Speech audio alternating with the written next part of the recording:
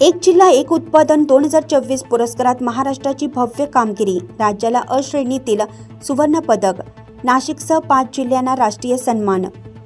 केंद्र सरकारच्या महत्त्वाकांक्षी एक जिल्हा एक उत्पादन 2024 ODOP उपक्रमाच्या राष्ट्रीय पुरस्कार वितरण सोहळ्यात महाराष्ट्राने उत्तम कामगिरी करत अ श्रेणीतील सुवर्ण पदक पटकावलं। या कार्यक्रमात राज्याच्या विविध जिल्ह्यांना त्यांच्या स्थानिक उत्पादनासाठी वेगवेगळ्या श्रेणीमध्ये सन्मानित करण्यात आले। या पुरस्कार सोहळ्याचे आयोजन नवी दिल्ली येथील भारत मंडपम येथे करण्यात आले होते। केंद्रीय वाणिज्य व उद्योग मंत्री पियुष गोयल, दिल्लीच्या मुख्यमंत्री रेखा गुप्ता व राज्यमंत्री जितीन प्रसाद यांच्या प्रमुख उपस्थितीत पुरस्कार प्रदान करण्यात आला।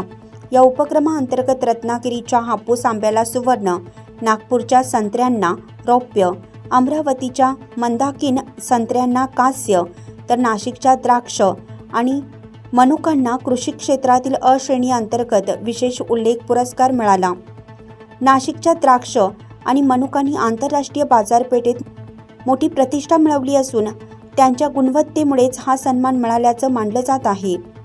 हा पुरस्कार नाशिकचे जिल्हाधिकारी जलज शर्मा यांनी स्वीकारला। याशिवाय गैर कृषी क्षेत्रात अकोला जिल्ह्याने हापूस जिनिंग आणि प्रेसिंगसाठी विशेष उल्लेख पुरस्कार पटकावला आहे। अकोल्याच्या हापूस प्रक्रियेसंबंधी उद्योग वाढीला याचे मोठे यश मानलं जात आहे। या यशामुळे महाराष्ट्राने ODOP उपक्रमात आपले वर्चस्व सिद्ध केलं असून स्थानिक उत्पादनाच्या राष्ट्रीय आणि आंतरराष्ट्रीय स्तरावरील ओळखीला बळकटी मिळाली आहे।